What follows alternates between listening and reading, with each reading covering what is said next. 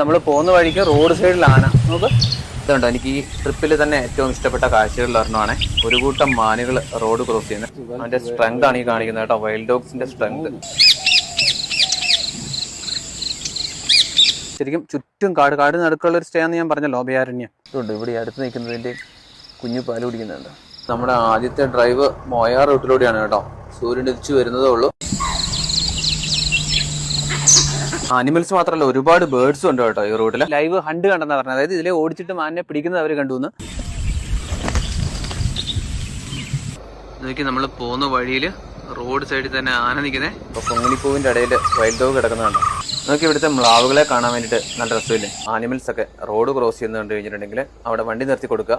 അപ്പൊ നമ്മുടെ Abhayaranyam forest rest ഹൗസിലേക്ക് പോകാൻ വേണ്ടിയിട്ട് നമ്മുടെ മുതുമല സഫാരി സെന്ററിന്റെ അവിടെ നിന്ന് വരുവാണെങ്കിൽ തിരിച്ച് ഗൂഡല്ലൂർ റൂട്ടിൽ വരണം. ഇന്ത്യൻ ഗ്രേ മംഗൂസ് എന്നറിയപ്പെടുന്ന നമ്മുടെ കീരി.